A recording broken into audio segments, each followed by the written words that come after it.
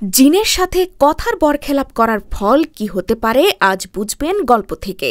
জিন যে এমন ভয়ানক পরিস্থিতি সৃষ্টি করতে পারে তা এই গল্প না দেখলে হয়তো বিশ্বাসও হবে না। কাহিনীটা ইন্দোনেশিয়ার। শুরুতেই আমরা নাজিম নামের একটা মেয়েকে দেখি। নাজিম আম্বার নামের একজন মহিলার কাছে আসে। এই আম্বার নামের মহিলা একজন তান্ত্রিক। সে একটা ভয়ঙ্কর জিনের সাথে ডিল করার জন্য রিচুয়াল করছিল নাজিমের জন্য, মানে ব্ল্যাক ম্যাজিক টাইপের আর কি। আর এটা করা হচ্ছিল কারণ নাজিম যেন তার সন্তানদের লালন পালন করে বড় করতে পারে। অবশ্য নাজিমের চেহারা দেখে তো মনে হচ্ছিল যে সে এ ধরনের কাজ করতে আগ্রহী না, আবার তার হাতে অন্য কোনো পথও খোলা ছিল না। এরপর ঘটনা চলে যায় কয়েক বছর আগে। দেখা যায় নাজিম তার ৩ বাচ্চা নিয়ে একাই বসবাস করত, আর তার স্বামী মারা গিয়েছে। নাজিমের ছেলে মেয়েদের নাম রত্না, দানি আর দদি। দানি ছিল সবার বড়। রত্না আর দদি তখনও স্কুলে পড়ত। আর বড় সন্তান হিসেবে দানি এখনও কিছু করছে না বলে তার মা নাজিম খুব চিন্তিত ছিল, কারণ সে চায় দানি কিছু করে সংসারের হাল ধরুক। নাজিম আর কতদিন তাদের চালাবে? তাই রত্না আর দদি স্কুলে চলে গেলে নাজিম দানিকে বলে তার এখন একটা জব করে ইনকাম করা উচিত। তা না করে সে প্রতি রাতে কোথায় কোথায় কাটিয়ে আসে এ নিয়ে নাজিম জিজ্ঞেস করে। দানি সেভাবে উত্তর দেয় না। তা দেখে নাজিম দানিকে ঘর থেকে বের করে দেয়, এই বলে যে তার এরকম ছন্নছাড়া জীবনে খারাপ প্রভাব নাকি বাকি 2 সন্তানের উপর পড়ুক সে তা চায় না। মার কথা শুনে দানিরও মন খারাপ হয়ে যায়। সেও বাড়ি ছেড়ে বেরিয়ে যায় আর বলে যায় যে নিজের পায়ে দাঁড়াতে পারলেই সে বাড়ি ফিরে আসবে। তারপর সে চলে যায়। নাজিমের নিজের কাছেও এই ব্যাপারটা খারাপ লাগছিল, কিন্তু তার মনে হয় এটাই ঠিক ছিল। এরপর 1 বছর পরের দৃশ্য দেখানো হয়। এখানে নাজিম একটা খাবারের দোকান চালাতে শুরু করেছে, আর তার বিজনেস ভালোই চলছিল। প্রতিদিন সকালে সে দোকানে এসে একটা অদ্ভুত সিগারেট জ্বালাতে শুরু করে। এই সিগারেট আসলে সেই জিনের জন্য জ্বালাতো। আপনি নিশ্চয়ই ভাবছেন কোন জিনের কথা বলছি? মানে শুরুতেই যে তান্ত্রিকের মাধ্যমে যে জিন চালানো দেখানো হয় সেটা। তো নাজিম সিগারেট ধরালেও সেদিন হয়তো সিগারেট ভালো করে জ্বালানো হয়নি, তাই কিছু সময় পরে সেটা নিভে যায়।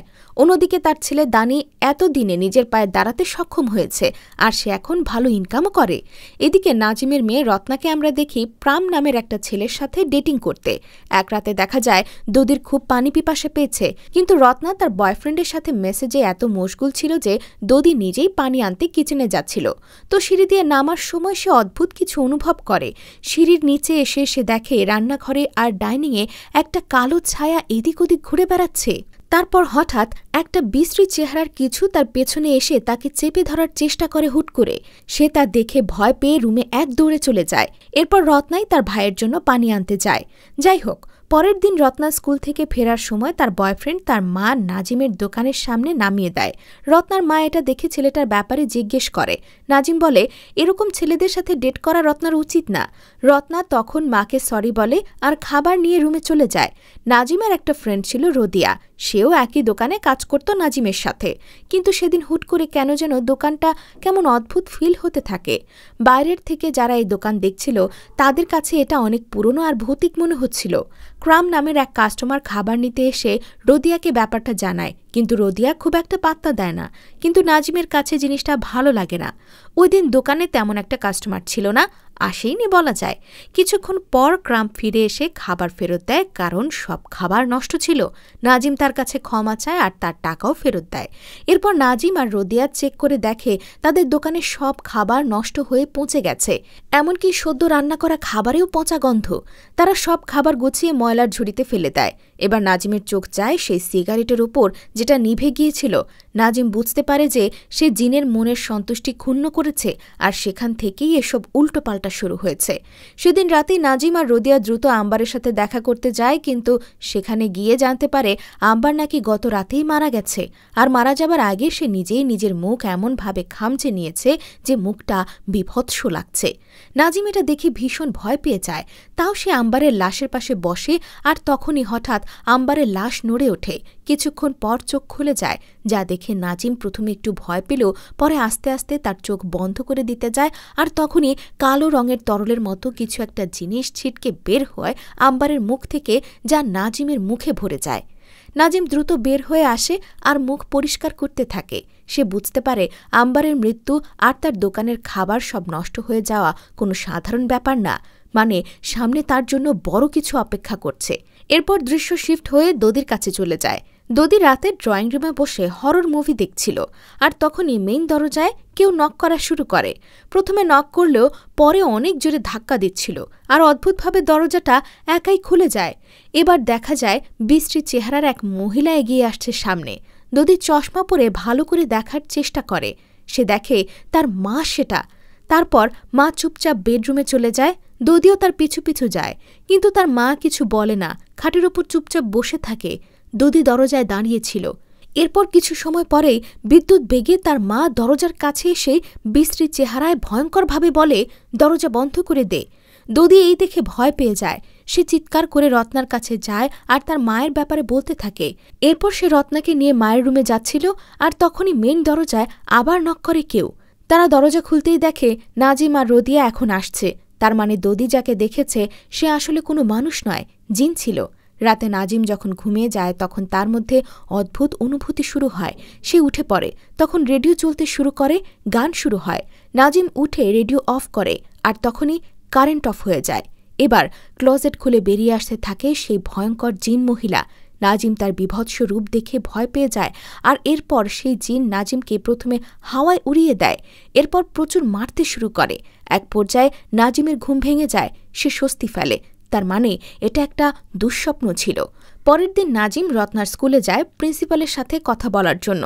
আরও কিছুদিন সময় চেয়ে নেয় স্কুলের ফি দেওয়ার ব্যাপারে, কিন্তু প্রিন্সিপাল জানায় রত্নার ফি তো দানি দিয়ে দিয়েছে।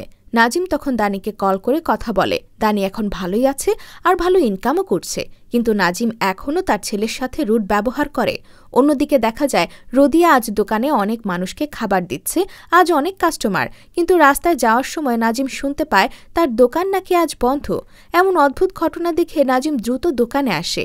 সে দেখে তার দোকান বাইরে থেকে এমন ভৌতিক লাগছে আর অনেক দুর্গন্ধ আসছে।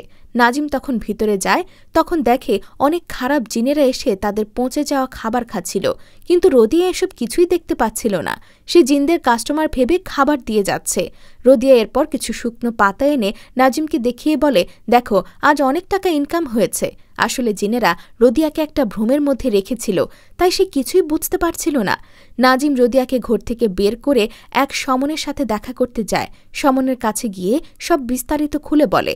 সমন তার শক্তি দিয়ে বের করে যে এসবের পিছনে একটা জিনের হাত আছে, আর তখনই সেই জিন নাজিমকে পোজেস করে ফেলে। সে বলে তার নাম নিয়া ওয়াঙ্গি। সমন যদি নিজের ভালো চায় তাইলে যেন এসব থেকে দূরে থাকে। জিন সমনকে ভিতরে আঘাত করে, এরপর চলে যায়। নাজিমের জ্ঞান ফিরে আসলে সমন তাকে অনেক বকাঝকা করে আর বলে নিয়া ওয়াঙ্গি নামের এক জিনের সাথে নাজিম ডিল করেছিল আর তাকে অফারিং করতে ভুল করেছে। এখন সেই জিন তার পুরো পরিবার শেষ করে দেবে। সমন এ ব্যাপারে কোনো হেল্প করতে পারবে না বলে রদিয়া আর নাজিমকে তাড়িয়ে দেয়। নাজিম আর রদিয়া এবার আম্বারের ঘরে যায়, যদি সেখানে কেউ তাদের হেল্প করতে পারে, কিন্তু সেখানে গিয়ে তারা কাউকেই পায় না। যখন নাজিম চলে আসছিল তখন ঘরের দরজা আস্তে আস্তে খুলে যায়, আর নাজিম তাই ঘরের ভেতর ঢোকে। ঠিক তখনই তার পেছনে আসে নিয়া ওয়াঙ্গি, আর সে নাজিমকে বিশ্রীভাবে ভয় দেখায় যাতে নাজিমের অজ্ঞান হবার অবস্থা। অন্যদিকে রত্নার বয়ফ্রেন্ড প্রাম তাকে তার বাড়িতে নিয়ে আসে। প্রথম দিকে সব ঠিকঠাক থাকলেও পরে প্রাম রত্নাকে জোর জবরদস্তি করতে থাকে কাছে নেওয়ার জন্য। রত্না নিজেকে ছাড়াতে চেষ্টা করে। সে ভাবে তার মায়ের কথাই আগে শোনা উচিত ছিল। কোনো রকমে নিজেকে ছাড়িয়ে রত্না প্রামের সাথে ব্রেকআপ করে চলে আসে সেখান থেকে। রাতে যখন নাজিম আর রদিয়া ঘরে আসে, কিন্তু নাজিম উদ্ভট আচরণ করতে থাকে। সে কারো সাথেই কথা বলে না। রদিয়া বলে নাজিম সকাল থেকেই কথা বলছে না। এরপর রদিয়া চলে যায়, আর যাবার সময় বলে যায় কোনো সমস্যা হলে যেন কল করে। এদিকে দদি নাজিমের পেছনে পেছনে সেই জিনকেও ঘরে ঢুকতে দেখে। রদিয়া যাবার কিছুক্ষণ পর বাথরুম থেকে অদ্ভুত আওয়াজ আসতে শুরু করে। রত্না আর দদি দ্রুত বাথরুমে যায়, আর গিয়ে যা দেখতে পায় তাতে তারা শকড হয়ে যায়। তারা দেখে নাজিম তার শরীরে গরম পানি ঢালছিল, আর এতে তার শরীর জ্বলেও যাচ্ছিল।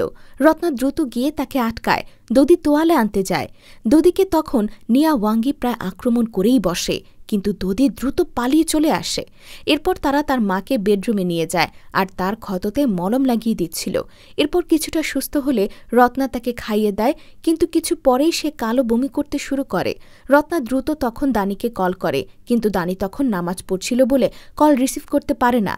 এদিকে ঘরের অবস্থা আরও খারাপ হতে শুরু করে, কারণ নাজিমের সাথে এখন দদিকেও সেই জিন পোজেস করে ফেলেছে। রত্না কি করবে বুঝতে পারে না। তখনই তার কাছে কল আসে দানির। রত্না দানিকে সব খুলে বলে। দানি দ্রুত বলে সে বাসায় আসছে, আর রত্না যেন রদিয়াকেও বাসায় ডেকে আনে। রত্না দ্রুত রদিয়ার বাসায় গিয়ে তাকে ডেকে আনতে যায়। এতক্ষণে দানিও বাসায় চলে আসে। তারা তিনজনে রুমের মধ্যে যায়, কিন্তু নাজিম আর দদিকে পায় না, কারণ জিন তখন পুরোপুরি নাজিমের ওপর কবজা করে ফেলেছে আর দদিকে বাথরুমে নিয়ে পানিতে চুবাচ্ছিল। তারা তিনজন মিলে দ্রুত নাজিমকে ধরে রুমে নিয়ে আসে আর দদিকে উদ্ধার করে। নাজিম শান্ত হয়ে যায়, কিন্তু এরপর সে আবার চুপ হয়ে যায়। পরের দিন সারাদিন ৩ সন্তান তাদের মায়ের পাশেই ছিল। সন্ধ্যাবেলায় নাজিম মুখ খুলে সে বলে যখন তার স্বামী মারা যায় তখন সে ৩ বাচ্চা নিয়ে অসহায় হয়ে পড়ে। এজন্য সে নিয়া ওয়াঙ্গি নামের একটা জিনের সাথে আম্বারের মাধ্যমে ডিল করে তার বিজনেস যেন ভালো চলে। এজন্য বিনিময়ে সে জিনকে অফারিং করবে প্রতিদিন, কিন্তু একদিন সেটা ঠিকমতো হয় না, তাই জিন রেগে গিয়েছে আর তারপর থেকেই এসব শুরু হয়েছে। বাচ্চারা বুঝতে পারে তার মা তাদের ভালোর জন্য এসব করেছে। তারা এবার ইমোশনাল হয়ে পড়ে। তখন বেডরুমের দরজা আস্তে আস্তে খুলে যায় আর দদি দেখতে পায় সেই জিন দরজার কাছে দাঁড়িয়ে আছে। দানি আবার সেই জিনিস চেক করার জন্য দরজার বাইরে যায়, আর তখন সেই জিন দরজার বাইরে দানিকে আটকিয়ে ফেলে আর ভেতরে নাজিমের ওপর জিন পজেস্ট করে আর বিছানা থেকে লাফ দিয়ে নেমে রত্না আর দদিকে আক্রমণ করতে থাকে। নাজিম দেওয়ালে নিজের মাথা নিজেই ঠুকতে থাকে। দানি কোনো মতে দরজা ভেঙে ঘরে ঢোকে। তখন নাজিম জানালার ভাঙা কাঁচ দিয়ে নিজের হাত পা কাটতে থাকে। এরপর সে তার সন্তানদের ওপর আঘাত করতে আসে। দানি কোনো রকমে সবাইকে নিয়ে বের হয়ে নাজিমকে ঘরের মধ্যে আটকে ফেলে। পরের দিন সকালে তারা দরজা খুলে দেখে নাজিম জানালার কাছে রক্তাক্ত অবস্থায় পড়ে কাতরাচ্ছে। সবাই গিয়ে তাকে উঠিয়ে বিছানায় নেয়, এরপর তার ক্ষততে মলম দিয়ে দেয়। তারা সিদ্ধান্ত নেয় মায়ের পাশে তারা নামাজ পড়বে যাতে সে জিন সেখান থেকে চলে যায়। কিন্তু যখনই তারা নামাজ পড়তে দাঁড়ায় কিছুক্ষণ পর নাজিম উঠে চিল্লাতে থাকে আর বলে, আমার খিদা লাগছে, আমাকে খেতে দাও। তারা তখন তাদের মাকে বিছানার সাথে বেঁধে রাখার সিদ্ধান্ত নেয় যাতে কিছু উল্টাপাল্টা করতে না পারে। এরপর রাতে দানি কিছু এলাকার হুজুরদের ডাকে তারা রাতে নাজিমের সাথে এক রুমে বসে কোরআন পাঠ করবে যাতে জিন চলে যায়। তারা যখনই সবাই একসাথে দোয়া পড়া শুরু করে নাজিম বিছানায় উঠে বসে আর চিল্লাপাল্লা করতে থাকে। একসময় এত জোরে চিৎকার করে যে সবাই চুপ হয়ে যায়। এরপর নিয়া ওয়াঙ্গি নাজিমের ওপর পুরোপুরি কবজা করে নেয়। প্রধান হুজুর সিদ্ধান্ত নেয় সে নিয়া ওয়াঙ্গির সাথে লড়াই করবে, কিন্তু নিয়া ওয়াঙ্গি তখন সেই হুজুরকে উড়িয়ে দেয়ালে এমন বাড়ি দেয় যে সেখানেই হুজুরের মৃত্যু হয়। হুজুরের লাশ সেখান থেকে নিয়ে যাওয়া হয় আর নাজিমকে রুমে লক করে রাখা হয়। রাতে রদিয়া বাচ্চাদের সাথে দেখা করার জন্য আসছিল, কিন্তু রাস্তায় তাকে নিয়া ওয়াঙ্গি আক্রমণ করে। রদিয়াকে ভয় দেখায় আর মেরে ফেলার চেষ্টা করে। রদিয়া দ্রুত তার বাড়িতে চলে যায়, কিন্তু বাড়ি গিয়েও সে রেহাই পায় না। জিন তাকে সেখানে গিয়েও আক্রমণ করতে শুরু করে। এদিকে পরের দিন সকালে দেখা যায় নাজিমকে তার বাচ্চারা একটা খাটিয়ার সাথে বাঁধছে। রদিয়া প্ল্যান করেছিল নাজিমকে এই জিনের হাত থেকে বাঁচাতে কিয়াই নামের এক হুজুরের কাছে নিয়ে যাবে। এখানে দানির ৩ বন্ধুও আসে তাদের হেল্প করতে। সব রেডি হয়ে গেলেও রদিয়া দানির কল ধরছিল না দেখে রদিয়ার বাসায় খোঁজ নিতে যায়। সেখানে গিয়ে জানতে পারে গত রাতে রদিয়া বিশ্রীভাবে রহস্যজনকভাবে মৃত্যুবরণ করে। এই কাজ যে জিন করেছে দানি সেটা বুঝতে বাকি থাকে না। এরপর রদিয়ার মেয়ে দানিকে একটা অ্যাড্রেস দেয় সেই কিয়াই হুজুরের। দানি, রত্না, দদি আর সেই ৩ বন্ধু মিলে গাড়িতে করে সেখানে নিয়ে যাচ্ছিল। অনেক দূরের পথ। এখানে পুরো রাস্তা নাজিম চিৎকার করতে থাকে। হুজুরের বাড়ি ছিল প্রত্যন্ত এলাকায়, তাই তাদের অর্ধেক পথে গাড়ি থেকে নেমে হেঁটে জঙ্গলের পথ পাড়ি দিতে হবে। যেতে যেতে সন্ধ্যা নেমে যায় আর তাদের নামাজের সময় হয়ে যায়। তারা সিদ্ধান্ত নেয় তাদের নামাজ পড়ে নেওয়া উচিত, তাই তারা নাজিমকে খাটিয়া সহ মাটিতে রেখে এক সাইডে দাঁড়িয়ে নামাজ পড়তে থাকে। দদি দেখে তার মায়ের আশেপাশে সেই জিন ঘুরে বেড়াচ্ছে। নামাজ পড়ে উঠে তারা দেখে নাজিম গায়েব হয়ে গেছে। তখন দানি আর ৩ বন্ধু জঙ্গলে নাজিমকে খুঁজতে শুরু করে। খুঁজতে খুঁজতে তার 2 বন্ধু নাজিমকে খুঁজে পায়, কিন্তু তার অবস্থা ছিল ভয়াবহ আর জিনের কবজায়। সে প্রথমে এক বন্ধুকে ধরে ফেলে আর তাকে জঘন্যভাবে মেরে ফেলে। এরপর অপর বন্ধুকেও আক্রমণ করে আর শেষ পর্যন্ত মেরে পালিয়ে যায় জঙ্গলে। দানি আর তার আরেক বন্ধু যখন খুঁজতে খুঁজতে এদিকে আসে তারা দুজনের লাশ দেখতে পায়। তারা একসাথে ভয় পায়, আবার ভেঙেও পড়ে। আর তাদের এই দুর্বলতার সুযোগ নিয়ে নাজিম শেষ বন্ধুকেও আক্রমণ করে আর তাকে মেরে পালিয়ে যায়। দানি এসব দেখে কি করবে ভেবে পায় না, শুধু চিৎকার করতে থাকে। অন্যদিকে আমরা রত্না আর দদিকে দেখি তারা সেই নামাজ পড়ার জায়গায় বসেছিল। এমন সময় তারা নাজিমকে দেখে তাদের দিকে এগিয়ে আসতে। প্রথমে তারা স্বাভাবিক ভাবলেও পরে নাজিমের রূপ দেখে তারা ঘাবড়ে যায় আর দৌড়ে পালাতে থাকে, কিন্তু নাজিম তাদের পিছে দৌড়াতে দৌড়াতে এক সময় দদিকে ধরে বসে। দানি তখন এখানে চলে আসে আর তার ছোট ভাইকে কোনো রকমে বাঁচিয়ে নেয়, কিন্তু নাজিম এবার দানিকে আক্রমণ করে এমনভাবে মারতে শুরু করে যে মেরেই ফেলবে। এমন সময় সেখানে হুজুর চলে আসে আর নাজিমকে মেরে বন্দি করে ফেলে। এরপর নাজিমকে হুজুরের বাড়ি নিয়ে যাওয়া হয়। হুজুর সব দেখে বলেন এখন হয়তো নাজিমকে বাঁচানো যাবে না, কারণ সেই জিন পুরোপুরি নাজিমের ওপর কবজা করে রেখেছে। তাই জিন যেন বাচ্চাদের ক্ষতি করতে না পারে হুজুর সেই ব্যবস্থা করে দেবে। এজন্য তিনি দানিকে একটা নারিকেল আর আম্বারের কবরের মাটি আনতে বলে, কারণ আম্বার এই রিচুয়াল করেছিল। দানিকে যাবার সময় হুজুর পবিত্র পানীয় দিয়ে দেয় যদি পথে বিপদ হয় এজন্য। দানি যাবার পর হুজুর রত্না আর দদিকে একসাথে নাজমের পাশে বসে কোরআন পড়া শুরু করে। দানি পৌঁছে যায় আম্বারের কবরের কাছে, কিন্তু যখন সে মাটি নিতে যায় তখন সব মাটি যেন পোকা হয়ে যায় আর দানি আশেপাশে অশরীরীর আওয়াজ শুনতে পায়। দানি কি করবে ভেবে পায় না। এরপর সে তার চারপাশে অনেক আত্মা দেখতে পায় যারা মাটি নিতে নিষেধ করছিল। দানি তখন পবিত্র পানি ছিটিয়ে তার চারপাশে সার্কেল করে আর আত্মাগুলো গায়েব হয়ে যায় আর দানিও মাটি পেয়ে যায়। অন্যদিকে সূরা পড়ার প্রভাব নাজিমের উপর পড়তে থাকে আর সে কালো বমি করতে শুরু করে, কিন্তু কিছুক্ষণ পর নাজিম শক্তিশালী হয়ে যায়। সে উঠে বিচিত্র ভঙ্গি করতে থাকে, সবাই তার থেকে দূরে চলে যায়। নাজিম এবার হুজুরের ওপর আক্রমণ করে, কিন্তু হুজুর তাকে একটা বড় লাঠি দিয়ে মেরে দূরে ফেলে। এবার নাজিম উল্টো দিকে চলতে শুরু করে আর সেভাবে হুজুরের ওপর আক্রমণ করে। হুজুরকে ধাক্কা দিয়ে অনেক দূরে ফেলে দেয়। এখানে হুজুর আর নাজিমের মধ্যে এক বিশাল মারামারি হয়। এক পর্যায়ে হুজুর নাজিমকে ছুঁড়ে ঘরের বাইরে ফেলে দেয়, এতে সে অজ্ঞান হয়ে যায়। হুজুর যখন বাইরে আসে তখন নাজিমের ওপর আবার জিন কবজা করে আর সে একটা তলোয়ার দিয়ে হুজুরের গায়ে অনবরত মারতে থাকে। অনেকক্ষণ মারার পর নাজিম এবার তার দুই বাচ্চার দিকে এগিয়ে আসতে থাকে। তলোয়ার দিয়ে আঘাত করতেই যাবে তখন দদির নিষ্পাপ চেহারা দেখে নাজিম তার জ্ঞানে ফিরে আসে আর জিনকে কন্ট্রোল করতে চেষ্টা করতে থাকে। কন্ট্রোল করেও ফেলে, কিন্তু বেশিক্ষণ পারে না। আবার জিন কবজা করে ফেলে আর সে আক্রমণ করতে যায়। তখনই দানি চলে আসে নারিকেল আর আম্বারের কবরের মাটি নিয়ে। হুজুর এবার নারিকেল পরা পানি ছিটিয়ে দিতে থাকে নাজিমের দিকে। নাজিম অজ্ঞান হয়ে যায়। এরপর হুজুর একটা রিচুয়াল শুরু করে। এতে ৩ সন্তান তার মাকে নারিকেল পানি দিয়ে পরিষ্কার করে দেয় আর নাজিমের শরীরের ওপর রাখা হয় আম্বারের কবরের মাটি। এতে জিন শান্ত হয়ে বাধ্য হয় আর কোনো ক্ষতি করা ছাড়া নাজিমের শরীর ছেড়ে চলে যায়। নাজিমের জ্ঞান ফিরে আসে, কিন্তু সে বুঝতে পারে সে আর বেশিক্ষণ বেঁচে থাকতে পারবে না। জিনের সাথে লড়াইয়ে তার শরীরে আর শক্তি নেই। এজন্য নাজিম তার সন্তানদের কাছে ক্ষমা চেয়ে নেয়। তারপর শান্তিতে মারা যায়। নাজিম মারা গেলে তার সন্তানরা অনেক কান্না করে। এরপর দৃশ্য চলে যায় আরও অনেক দিন পর। এখন নাজিমের ছেলেমেয়েরা মিলে তার দোকান চালাতে থাকে আর ভালোই ইনকাম হয়। কিন্তু সেই জিন এবার হঠাৎ ফিরে আসে আর রত্নার উপর ভর করে। আর এখানেই শেষ হয়ে যায় এই মুভি।